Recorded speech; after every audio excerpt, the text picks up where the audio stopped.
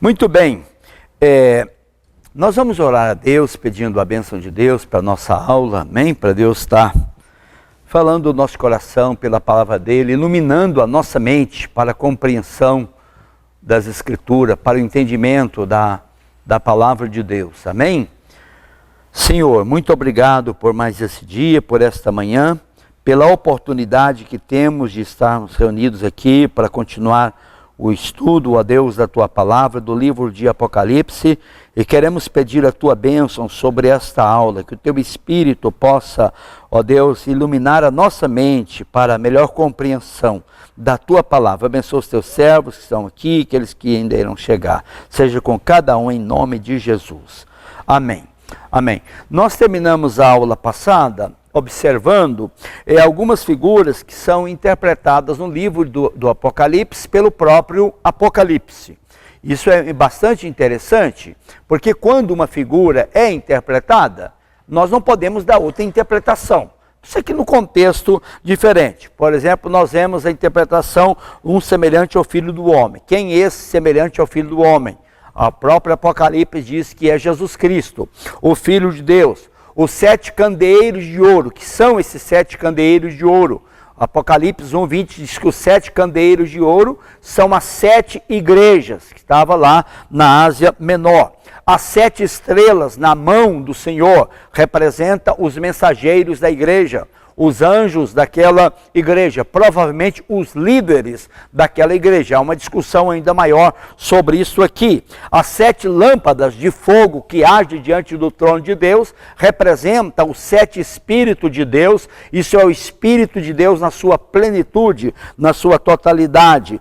As taças de ouro cheias de incenso. Daí Apocalipse capítulo 8 diz que essas taças de ouro cheias de incenso representa a oração dos santos de Deus, do povo de Deus. A grande multidão de Apocalipse capítulo 7 diz que é o povo de Deus, aqueles que vêm de grande tribulação e que lavaram as suas vestiduras e alvejaram no sangue do Cordeiro de Deus. O grande dragão, lá em Apocalipse capítulo 12, o grande dragão é a antiga serpente que se chama Satanás, o diabo, o sedutor de toda a raça humana. Então o grande dragão é o próprio Satanás. As 7 cabeças em Apocalipse representa 7 montes. Provavelmente Roma está cercada por 7 montanhas, representando a própria cidade de Roma, que é chamado a Grande Babilônia, a Grande Meretriz, e ela representa também 7 reis,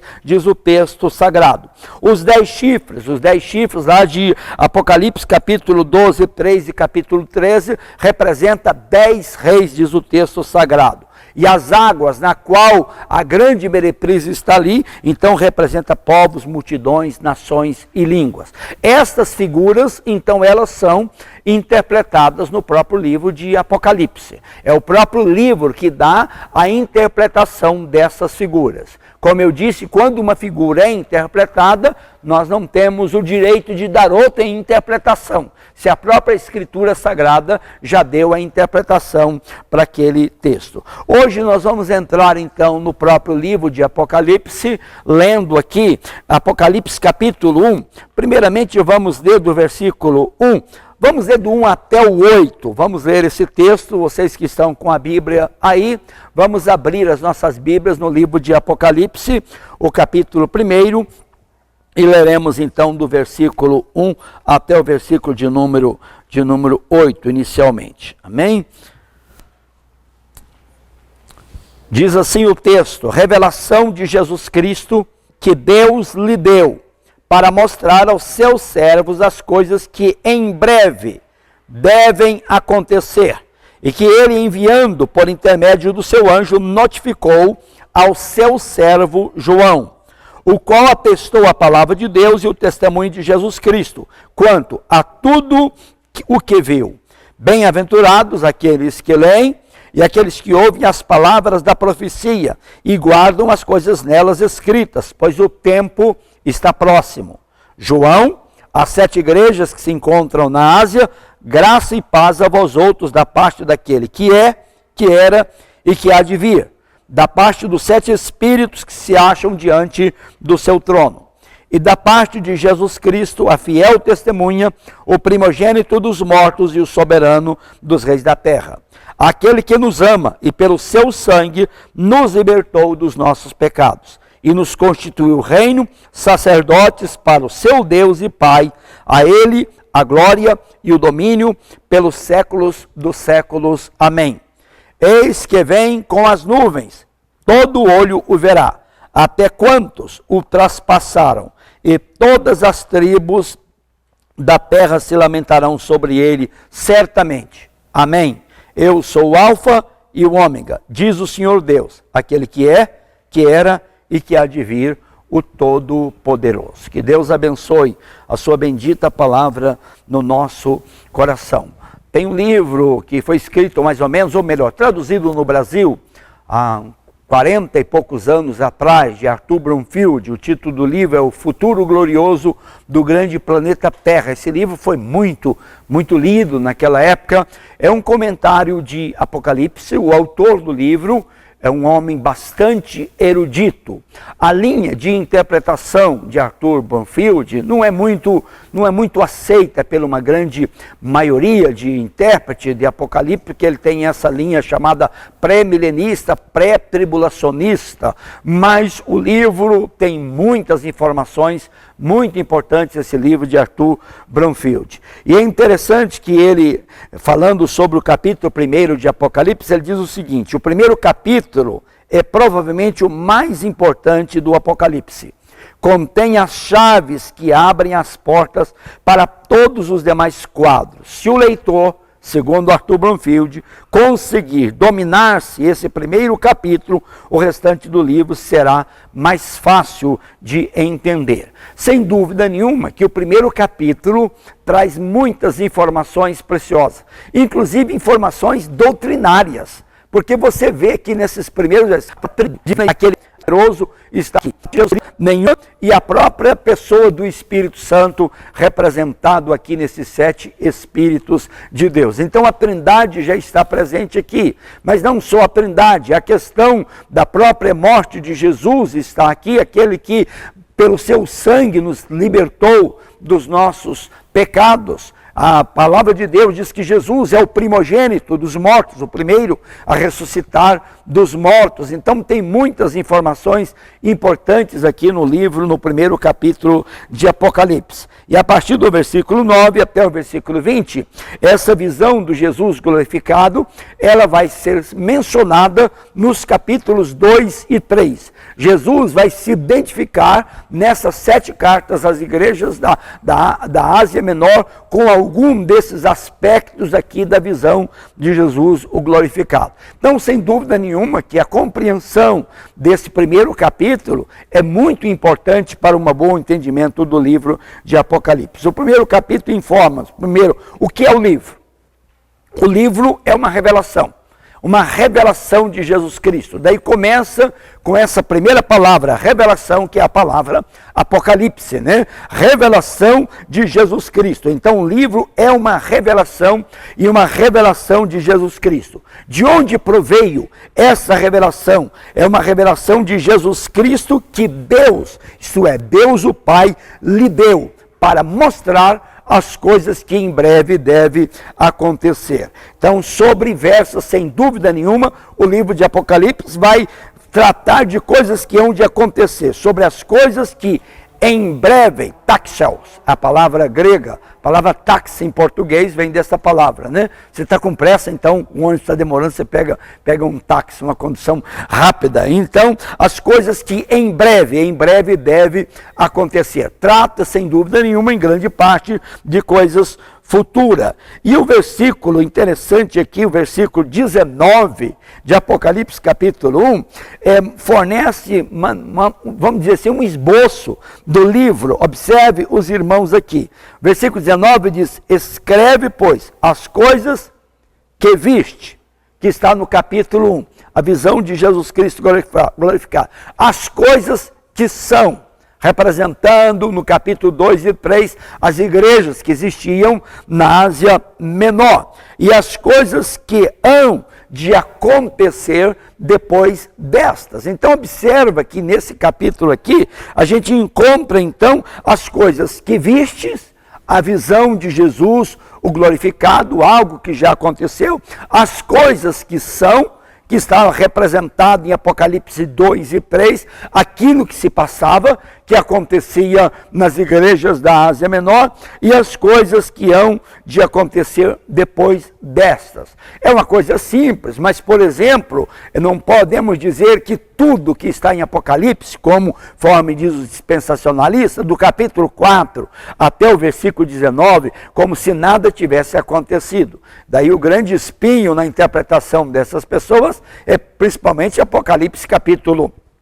12, porque Apocalipse capítulo 12 viu-se uma mulher grávida com grandes dores para dar à luz um filho, e nasceu o filho. Quem é esse filho? Que há de reger todas as nações com cetro de ferro. Então o filho, sem dúvida nenhuma, que é Jesus Cristo. A igreja, a mulher que está grávida, é uma discussão nessa interpretação, de um modo geral a mais aceita, que a mulher representava o próprio Israel, aquele povo de Deus que vinha de grande aflição desde o exílio em Babilônia. Ele não era mais uma nação livre, depois dominado pelos caldeus, depois pelos medos e persas, depois pelos gregos, e agora quando Jesus nasceu, pelo próprio Império Romano. Então havia perseguição. Então não é correto dizer que tudo que está em Apocalipse, do capítulo 4 até o capítulo de número 19, como ensinos pré-milenistas, pré-tribulacionistas, que vai acontecer, que essas coisas vão acontecer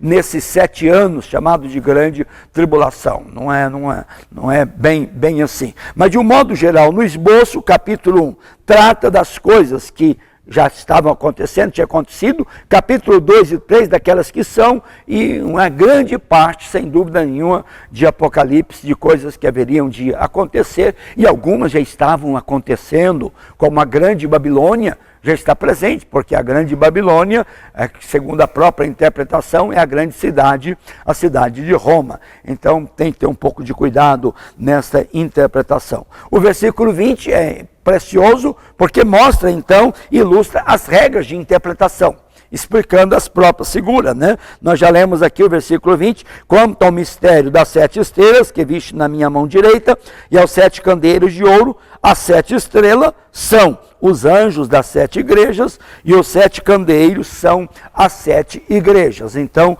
dando a explicação aqui. Muito bem, queridos irmãos, agora voltando para o nosso texto de Apocalipse, capítulo 1, versículo 1 a 8, então vamos começar a estudar o texto de maneira um pouco mais detalhada.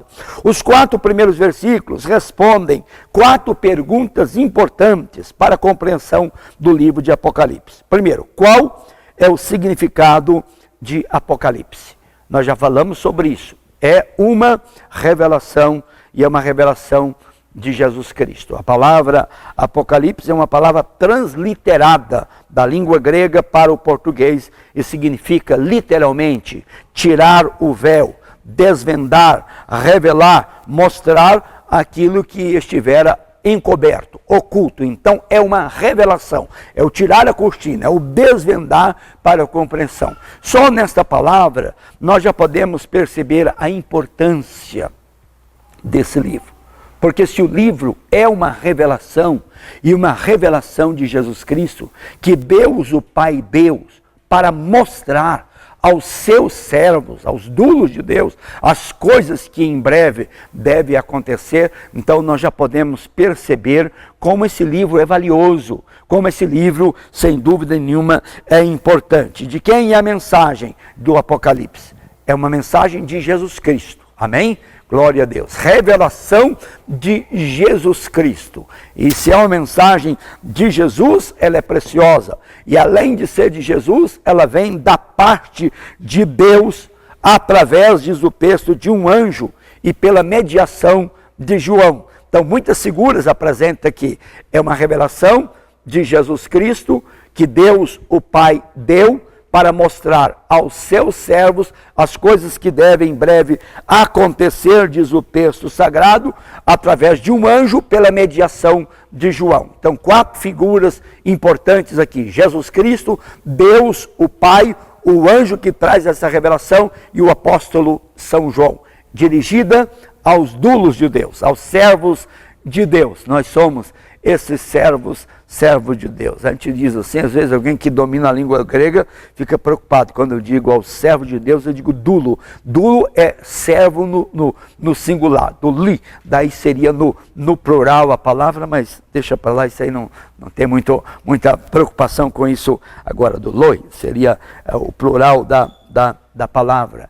Engraçado, em português, quando você vê um S no final do substantivo, quase sempre ele está no plural. No grego é diferente. Você vê o S, está no singular, doulos, singular. Se você vê terminando com ditongo, ou com oi, daí que é plural. É um pouco diferente de língua para língua, né? Mas não há muita preocupação com isso. Muito bem, então para quem é esta mensagem? A mensagem então é para esses doulos, esses servos do Senhor Jesus. A mensagem não é para João apenas, nem para as 7 igrejas que estava lá na Ásia somente, mas para todos os servos de Jesus. Isso é maravilhoso, porque inclui eu e inclui você. A mensagem de Apocalipse é para mim.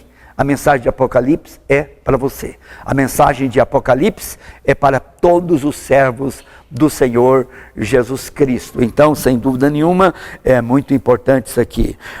Por que a mensagem foi escrita? Versículo 1, para mostrar as coisas que em breve deve acontecer. Então o livro traz esta revelação das coisas que em breve deve acontecer. E também para animar e abençoar todo aquele que lê, todo aquele que ouve e todo aquele que guarda as palavras desta profecia. Nós já fizemos menção a esse versículo de número 3, é a primeira bem-aventurança que acontece no livro de Apocalipse. Tem 7 bem-aventuranças e a primeira está no verso 3, bem-aventurados aqueles que leem e aqueles que ouvem as palavras da profecia e guardam as coisas nela escritas, pois o tempo está próximo. Interessante que, provavelmente, é bem-aventurado aqueles que leem, está falando de uma leitura pública.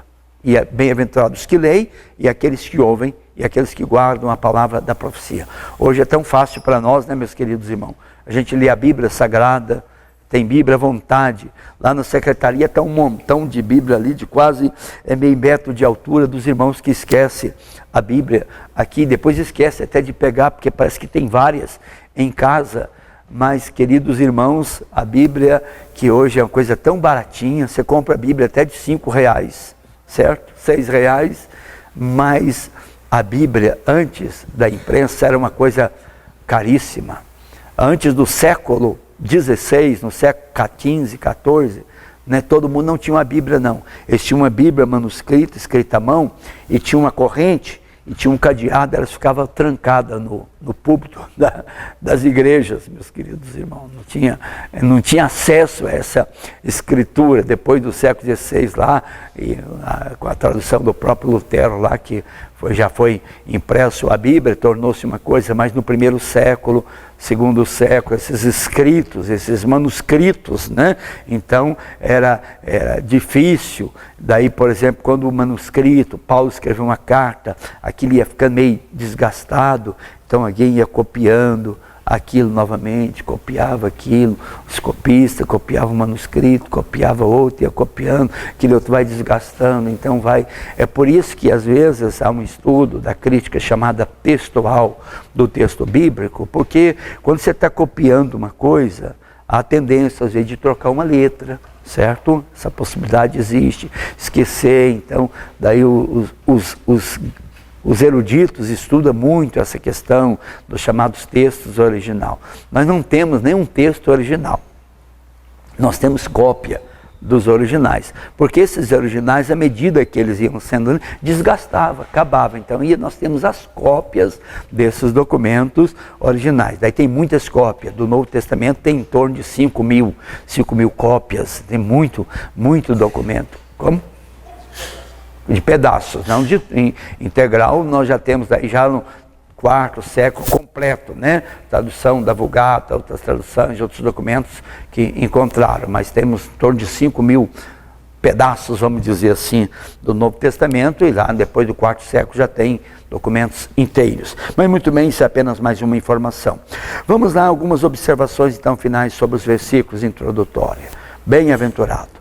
Como eu disse, há 7 bem-aventuranças aqui, e essa do versículo 3 é a primeira bem-aventurança. Felizes aqueles que leem, felizes aqueles que ouvem, felizes aqueles que guardam a palavra desta profecia. Meus queridos irmãos, quando eu vejo crente, eu não gosto de Apocalipse, que é um livro cheio de simbolismo, daquela coisa, ou alguns chegam a dizer, eu tenho medo do livro de Apocalipse. Já vi essa expressão. Talvez o Espírito Santo sabe de tudo isso, por isso já essa bem-aventurança para aquele que lê, para aquele que ouve e para aquele que guarda as palavras desta profecia. A palavra bem-aventurado significa feliz. Felizes os que leem, felizes os que ouvem, felizes aqueles que guardam a palavra desta profecia. O tempo está próximo. Então, um livro que trata do fim dos tempos. O fim dos tempos, os últimos dias, eles começaram com a vinda, com a primeira vinda de Jesus e com a vinda do Espírito Santo sobre a igreja. Essa é o fim dos tempos, que já tem praticamente 2.000 anos de história. Então, o Paulo usa essa expressão, que estava vivendo os últimos dias. João disse, já é a última hora. Então, é o tempo final, essa dispensação, que é chamado por muitos a dispensação da graça de Deus, esse período que o Evangelho é oferecido, não a um povo, como no Velho Testamento, aos judeus, uma aliança de Deus com o povo. A mensagem do Evangelho é para todas as criaturas, é para ir fazer discípulos de todas as nações, é para pregar o Evangelho a toda criatura. Deus não faz distinção de raça, de sexos, de cor, é o Evangelho estendido a toda a humanidade na pessoa maravilhosa de nosso Senhor e Salvador Jesus Cristo. Então, que coisa preciosa. Era muito comum no primeiro século, já quando o povo volta do exílio, a leitura pública. Primeira vez que nós vemos menção isso, lá no livro de Neemias, também de Esdras, quando o povo retorna do cativeiro, então eles começaram a reunir o dia inteiro para ouvir a leitura da Escritura. A Escritura estava na língua hebraica. Quando o povo vai para o exílio, eles aprendem outro idioma, a língua aramaica. Então, daí havia necessidade dos chamados escribas, que inicialmente era um copista da Escritura, mas o escriba, por estar familiarizado com a Escritura, ele passou a ser também um intérprete da Escritura. Então, lá no livro, quando Esdras estava lendo o texto, e a Bíblia lia e explicava de maneira clara, para todos entender aquilo que estava sendo lido. Então, daí esse costume da leitura pública tornou-se muito forte no meio dos judeus. Os judeus reuniam todos os sábados na sinagoga. E o culto deles na sinagoga havia a oração e havia a leitura de um texto sagrado e a explicação às vezes. Lembra que Jesus entrou numa sinagoga lá em Cafarnaum e foi dado para ele, não era um livro como esse, o rolo do profeta Isaías. Então abria aquele rolo e ele achou lá o capítulo 61, onde está escrito: o Espírito do Senhor está sobre mim, pelo que Deus me ungiu para proclamar libertação aos cativos, para pôr em liberdade os oprimidos. E ele leu, devolveu o rolo para o assistente e ele diz: hoje se cumpriu esta Escritura. E todos estavam atentos na sinagoga lá, para ouvir a explicação de Jesus. De repente, um homem endemoniado, o demônio se manifesta nele, diz: que temos nós contigo, Filho de Deus, por que vieste nos atormentar? E Jesus manda aquele demônio sair do homem, imediatamente o homem fica liberto. E o povo na sinagoga fica assustado: quem é este? Que até os demônios lhe submetem. Mas era comum então esse tipo. Por isso esse versículo: bem-aventurado aqueles que leem e aqueles que ouvem e aqueles que guardam, porque era comum, tinha tornado-se uma coisa comum. E a igreja do primeiro século também reunia para ouvir a Escritura. Por exemplo, Paulo escreveu uma carta a igreja de Colossos. E ele dizia: eu quero que vocês leiam esta carta aí na igreja em Colossos. Depois mande esta carta lá para a igreja de Bereia. Leia esta carta também lá em Bereia. Eu mandei uma carta para lá, leia. Então era comum essa leitura. Paulo disse para Timóteo: até a minha chegada, aplica-te na leitura, a leitura da palavra. É interessante, pastor Carlos, que eles acreditavam muito no poder desta palavra, na leitura da escritura sagrada. A gente fica triste hoje que você vê pregadores, fala tudo menos da Bíblia Sagrada, certo? Mensagem, não tem Bíblia, não tem texto, não tem exposição da escritura. A igreja está pobre realmente no ensino da Escritura. A gente tem Bíblia à vontade, traduções à vontade da Bíblia, comentário à vontade, mas exposição da Bíblia Sagrada, infelizmente, tem sido poucas exposições da Escritura Sagrada aqui. Outra coisa interessante é que João, as 7 igrejas que se encontram na Ásia. Por que foram escolhidas essas 7 igrejas aqui para receber o Apocalipse? Havia, sem dúvida nenhuma, outras igrejas na Ásia Menor. A cidade de Colossos, por exemplo, que eu citei, está na Ásia Menor. Cidade de Herápolis, também cidade da Ásia Menor. Troade, também está na região da Ásia Menor. Magnésia também, Trales, tudo é cidade da Ásia Menor. É interessante que um dos pais da igreja, Inácio, ele escreveu cartas a essas 2 últimas cidades aqui, a cidade de Magnésia e a cidade de Trales. Ele escreveu carta. Por que essas 7 igrejas de Apocalipse?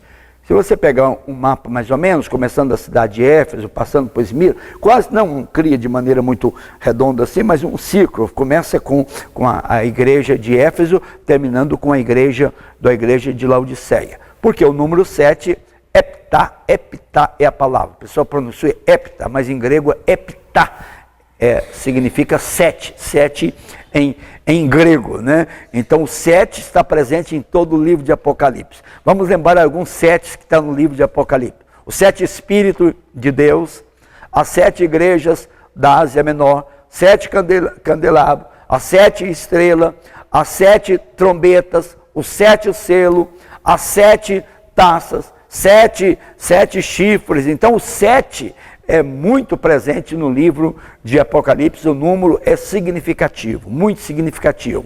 Alguns dizem que é o número da perfeição. Parece que na visão do Apocalipse é o número de plenitude, de totalidade. Porque também a besta de Apocalipse lá tem 7 cabeças e ela não é perfeita em nada, representando os impérios ali. Mas é o número de plenitude, de totalidade, número 7. 6 é o número do homem. 666. 6 não chegou no 7, não chegou na plenitude. Então o 6 triplicado aqui é o mal na sua totalidade, certo? Interessante, 666 é o número de quem? É o número da besta no livro de Apocalipse. Não chegou no 7, o 7 da plenitude, da totalidade. O 6 não. E o 6 triplicado, 666, provavelmente representa então o mal na sua totalidade aqui, sem dúvida nenhuma. Então, meus queridos irmãos, da parte dos 7 Espíritos de Deus, da parte do Espírito Santo e na sua totalidade, na sua plenitude. Nos versículos aqui de 5 a 8, nós temos importantes informações acerca de Jesus Cristo, que nos ajudarão, sem dúvida nenhuma, no estudo dos capítulos 2 e 3 de Apocalipse, que são as 7 cartas, as 7 igrejas da Ásia. Primeiramente, vamos pensar quanto ao caráter do nosso Senhor Jesus. Olha que coisa preciosa. Quem é Jesus para nós? Versículo 5 diz: Ele é a fiel testemunha. Amém? Jesus é a fiel testemunha. E essa palavra, ela deve ter causado um impacto muito grande na igreja do primeiro século, porque muitas testemunhas de Jesus, a palavra testemunha, mártires é a palavra testemunha, martirel é o verbo testemunhar, mártires significa testemunha. Hoje mártir significa quem morre por um ideal, né? Tiradentes, mártires em Confidência Mineira. Mas no primeiro século, ninguém, quando via essa palavra mártir, pensava nessa palavra, vamos dizer, quem morre por uma coisa. Significa uma testemunha. Vós sereis meus mártires, vós sereis minhas testemunhas, disse Jesus em Atos 1:8. porque essas primeiras testemunhas morreram por causa do que criam, por causa de Jesus. Então o mártir passa a ter um sentido de alguém que morre por uma causa, certo? Mas Jesus é a fiel mártir. Ele deu o bom testemunho. E provavelmente, quando se pensa que ele deu bom testemunho, e Paulo faz menção isso no livro de Timóteo, ele deu bom testemunho na hora da sua morte, diante de Anás, de Caifás, diante de Pôncio Pilatos, né? Pilatos diz: eu tenho poder para te soltar, eu tenho poder para te matar, mandar matar. Jesus disse: nenhum poder você teria sobre mim, se do alto não fosse concedido.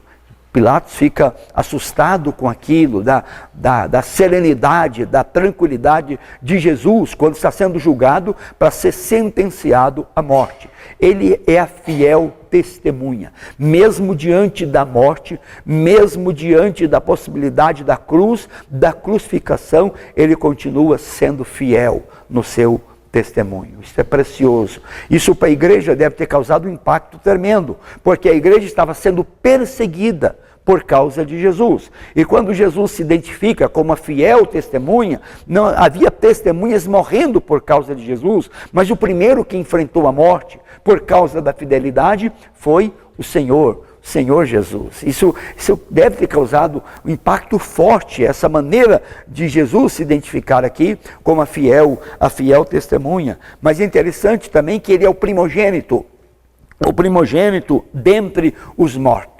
Isso é uma coisa preciosa. É o primeiro a se levantar de entre os mortos, a ressuscitar. Amém? Glória a Deus. Daí isso tem uma diferença muito grande, né? No Velho Testamento houve algumas ressurreições físicas. Elias ressuscitou um rapaz. Eliseu também ressuscitou. Houve um homem que tocou depois de morto nos ossos de Eliseu e levantou também, diz o texto sagrado. No Novo Testamento tem pelo menos 3 ressurreições citadas.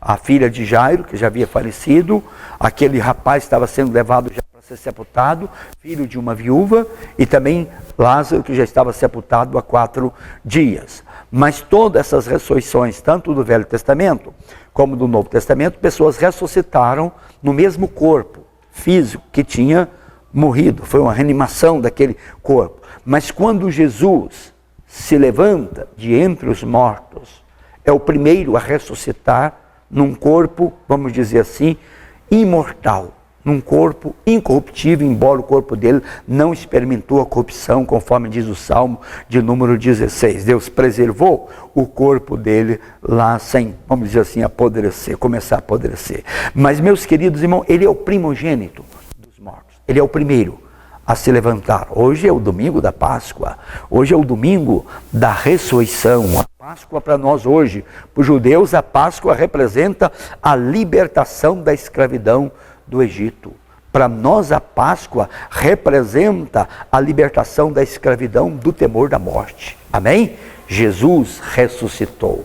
Ele é o primogênito dos mortos. Aleluia. A morte não tem mais domínio sobre ele e não terá domínio sobre as nossas vidas. Nós teremos um corpo imortal, um corpo incorruptível. Então ele é a fiel testemunha, ele é o primeiro a ressuscitar dos mortos. Cristo, diz o apóstolo São Paulo em Coríntios, Cristo as primícias. Depois, os que são de Cristo na sua vinda ressuscitarão também. Que esperança bendita é esta da igreja do Senhor Jesus. Ele é o primeiro a ressuscitar dos mortos, para nunca mais morrer. Estive morto, mas estou o quê?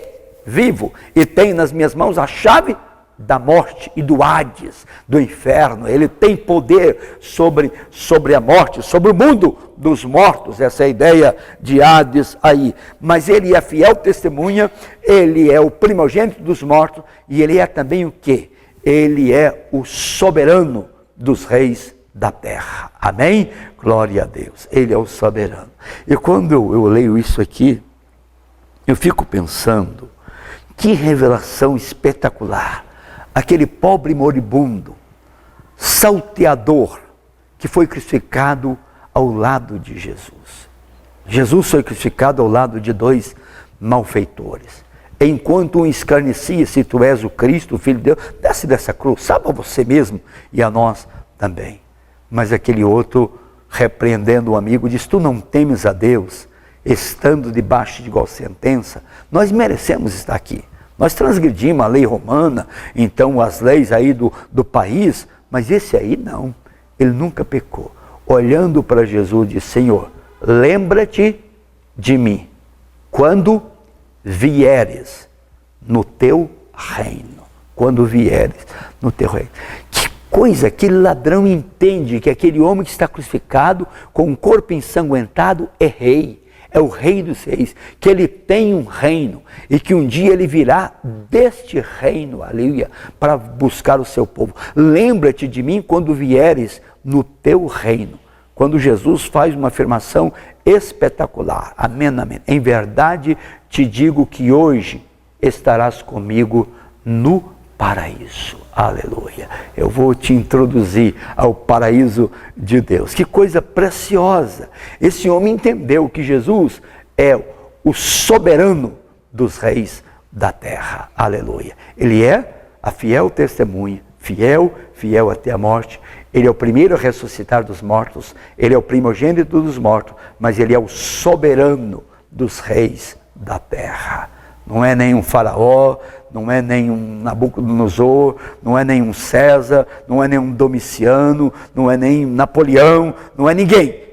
Ele é o soberano dos reis da terra. Ele é o rei dos reis. Ele é o Senhor do Senhor. Isso aí já pensou que conforto para a igreja perseguida do primeiro século? Só essa identificação aqui de Jesus como a fiel testemunha, como primogênito dos mortos e como soberano dos reis da terra, o conforto que isso trazia para aqueles cristãos que estavam sendo martirizados, perseguidos, mortos por causa de Cristo Jesus, o Senhor da glória. Mas no versículo 5b até o 6, aqui mostra, meus queridos, no caráter de Jesus, quanto ao seu compromisso conosco.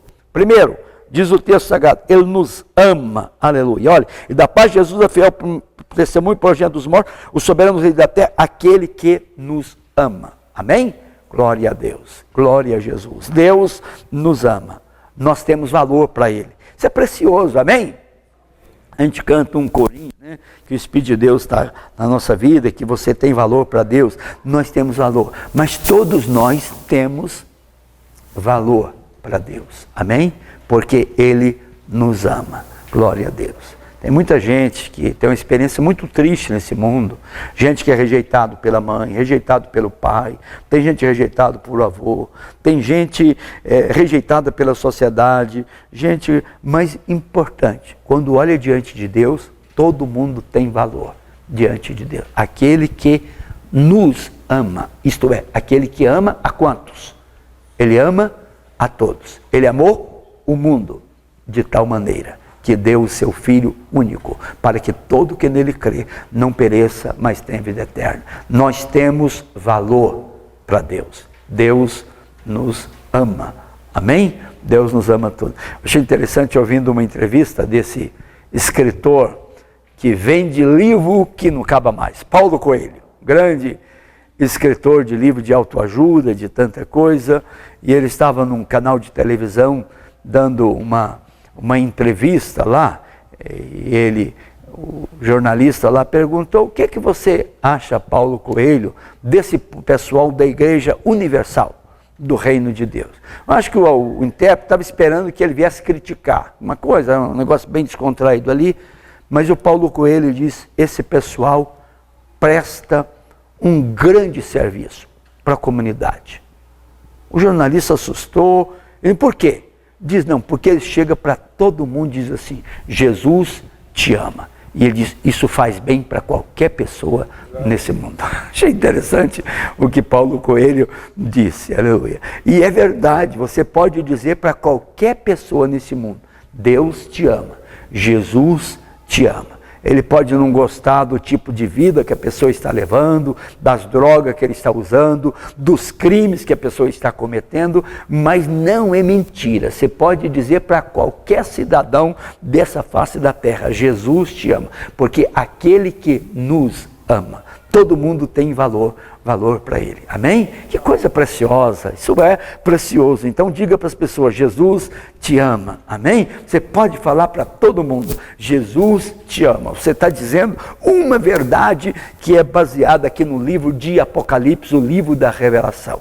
Aquele que nos ama. Nós temos valor para Ele. Mas o texto vai mais longe. Ele nos ama e nos libertou dos nossos pecados, amém? Aleluia. Nós temos nele uma nova vida, nós temos nele liberdade. Olha que coisa maravilhosa, aquele que nos ama e nos libertou, e pelo seu sangue nos libertou dos nossos pecados, nos libertou pelo seu sangue. Tem alguma coisa vermelha aqui, isso é importante aqui, meus queridos irmãos, porque ele nos libertou pelo seu sangue. Nós somos comprados da escravidão espiritual pelo sangue de Jesus. Amém? Não foi por ouro, não foi por prata, não foram por pedras preciosas, não foram pelas coisas perecíveis dessa vida, mas pelo precioso sangue, como de um cordeiro sem mácula, sem defeito algum, o sangue de Jesus Cristo. Por isso Paulo disse, fostes comprado por bom preço. Por isso, glorificai a Deus no vosso corpo mortal. Nesse corpo aqui, ainda que é perecível, que é mortal, você deve glorificar. Porque Ele nos ama e Ele nos libertou dos nossos pecados. E Ele fez isso pelo sangue precioso que Ele derramou sobre a cruz do Calvário. Amém?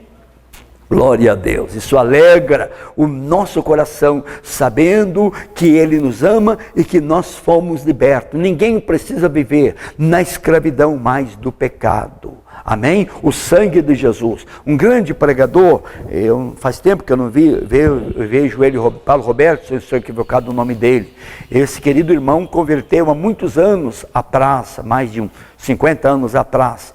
E ele era, naquela época, já um traficante de drogas e um dependente químico. E um rapaz culto, por sinal, e aquele moço lá em São Paulo, ele foi atraído, gosta de música, e tinha um pessoal realizando um culto, uma conferência ao ar livre. E ele, em que conhecia ninguém, ele aproximou daquilo pelas músicas. E depois daquele momento de louvor, um pregador, um grande evangelista, pregou a palavra e pregou a mensagem, convidando as pessoas a entregar as suas vidas a Jesus Cristo. E no meio daquela multidão estava ali o Paulo Roberto, e ele foi tocado por Deus. E ele levantou a mão e foi à frente, aceitando Jesus. Ninguém conhecia ele ali, estava num anonimato ali.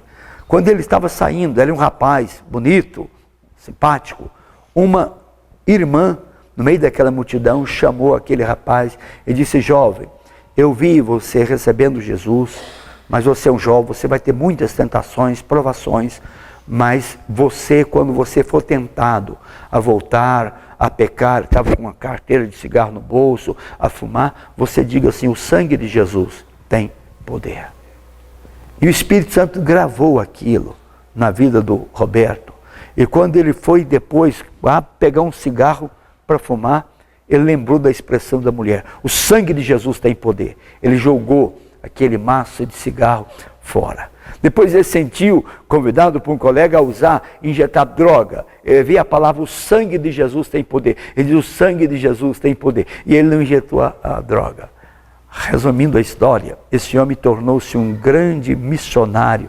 Fez um trabalho lindo no estado do Pará, no Amazonas, aí, com índios. E é um grande pregador da palavra de Deus. Trabalhou com um pastor nosso da Igreja de Cristo, foi missionário juntamente com o pastor Justino, que hoje está pastoreando a Igreja de Cristo lá em Campinas, São Paulo, e os dois trabalharam juntos na Amazonas. Eu estive com o pastor Justino e perguntei por ele há algum tempo, ele continua pregando a palavra. É um homem de uma erudição, um português sadio, ele fala assim, a gente sente bem de ouvir o Roberto falando a palavra, mas esse texto de Apocalipse, ele nos ama e ele nos libertou pelo seu sangue dos nossos pecados.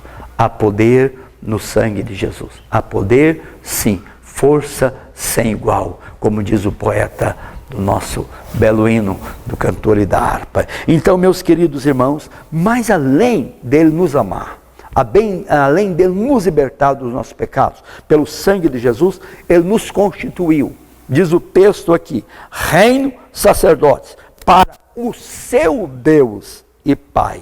Olha, nós temos agora uma nova identidade. Amém? Glória a Deus. Ele nos ama, Ele nos libertou e nos deu sentido de vida, significado de vida. Ele nos fez um reino de sacerdote para o seu Deus e Pai. Nós pertencemos a Deus. Eu sou de Deus. Você é de Deus. Nós somos de Deus. Nós somos propriedade exclusiva de Deus, porque o Senhor Jesus nos amou, Ele nos libertou pelo seu sangue dos nossos pecados e nos constituiu reino e sacerdote para o seu Deus e Pai. Que coisa preciosa, que coisa linda. A vida tem sentido, a vida tem significado. Quando eu fazia a faculdade, me lembro que a professora de psicologia deu um livro para a gente ler, um dos autores mais famosos de psicologia. Ele diz que o ser humano tem duas necessidades na vida.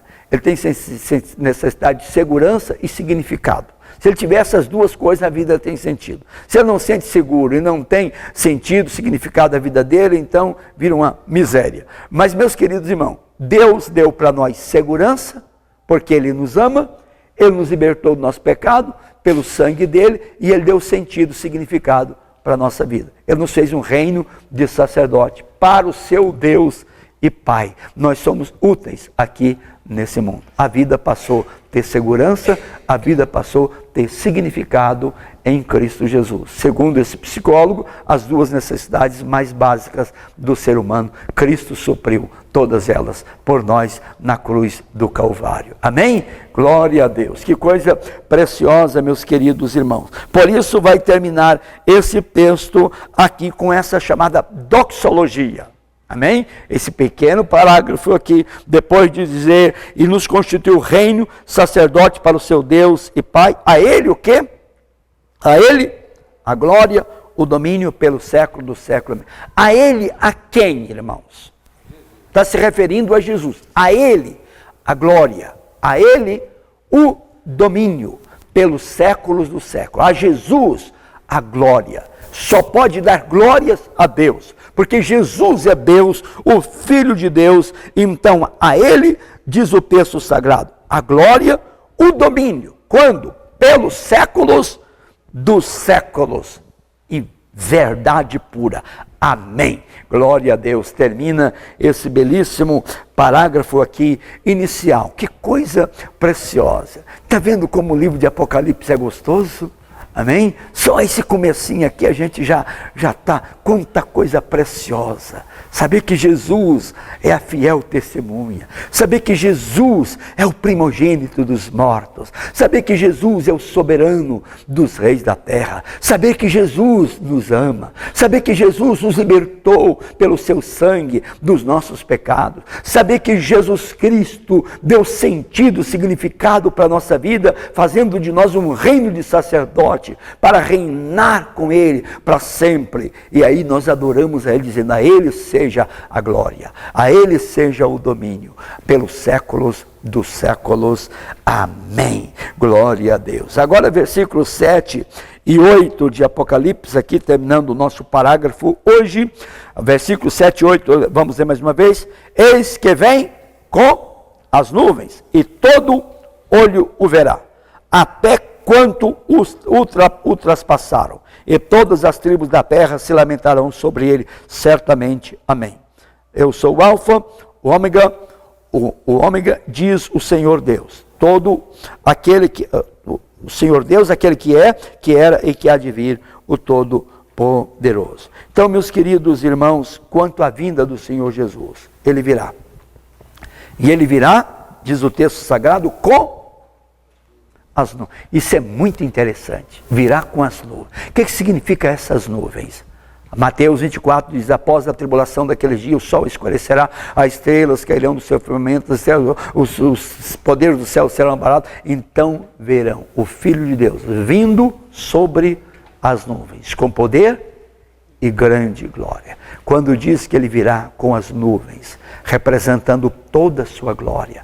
A nuvem representa a glória. Lembra quando o tabernáculo foi criado lá? E a nuvem veio sobre o tabernáculo, a glória de Deus, a ponto do pessoal, nem no tempo de Salomão, o povo caía por terra. E quando Moisés entrava no tabernáculo e a nuvem vinha, quando ele saía do tabernáculo, o rosto dele brilhava. Nuvem representa a glória.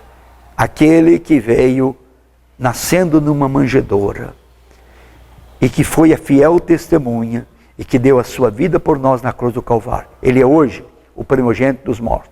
Ele é hoje o soberano dos reis da terra. E quando ele voltar agora, não é para nascer na manjedoura. Ele virá com as nuvens. Ele virá com toda a glória. Amém, irmãos? Glória, glória, aleluia, glória. As nuvens representam a glória. Olha que coisa preciosa essa expressão. Eis que vem com as nuvens, e todo olho o verá. Até quantos o traspassaram. Aleluia. Por isso que Paulo vai dizer em Efésios que Deus deu a ele um nome que está sobre todo nome, para que no nome de Jesus se dobre todos os joelhos, no céu, na terra e debaixo da terra, e toda língua confesse que Jesus Cristo é o Senhor, para a glória de Deus o Pai. Aleluia, aleluia. Todos vão ter que reconhecer no céu, na terra e debaixo da terra, onde tem seres inteligentes, todos vão ter que reconhecer que Ele é o soberano, Ele é o Rei das terras, o Rei, o poderoso de todos os reis. Todo olho verá. Até quantos o traspassaram é a expressão maravilhosa de Apocalipse, meus queridos irmãos. E isso, sem dúvida nenhuma, é um fato. E é um fato, como disse Lucas, né? Para mim é um fato incontestável, porque disse certamente, aleluia, todas as tribos da terra se lamentaram sobre ele, certamente, amém, glórias ao Senhor, certeza absoluta. E daí vai terminar o versículo com Deus o Pai. Eu sou o Alfa e o Ômega, diz o Senhor Deus, aquele que é, que era e que há de vir, o Todo-Poderoso. Me parece que aí volta-se para Deus o Pai. Começa dizendo sobre Deus o Pai, o que é, o que era e o que há de vir. O Todo-Poderoso. Amém? O Eterno. Amém?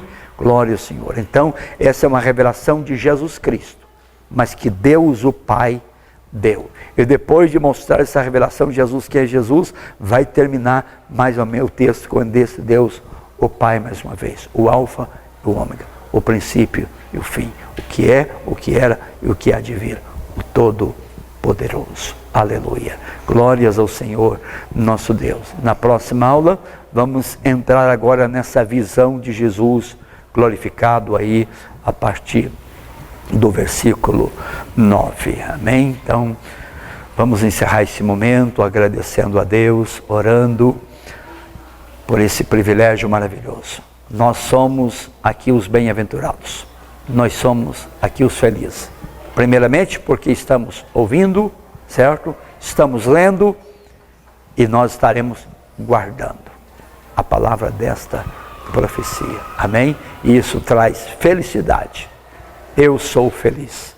Ele me ama, Ele me libertou pelo seu sangue e Ele deu significado, sentido para a minha vida, fazendo dele um sacerdote, um ministro, mas todos nós somos. Pai, muito obrigado por esse início, Senhor, deste livro tão precioso, o livro de Apocalipse. Ó Deus, por esse primeiro capítulo e por esses primeiros 8 versículos que pudemos meditar aqui nesta manhã e ver tanta verdade preciosa para nós, ó Deus, nesse texto da Escritura. Ó Deus, nos dê esta graça de ter desejo de ler, de ouvir, de entender e de guardar estas palavras da profecia no nosso coração, porque sabemos que o tempo da Tua vinda está próximo. Abençoe-nos, ó Deus da glória, dando-nos um coração fiel, um coração perseverante, um coração humilde, um coração quebrantado na Tua presença. Pois oramos em nome de Jesus. Amém. Amém?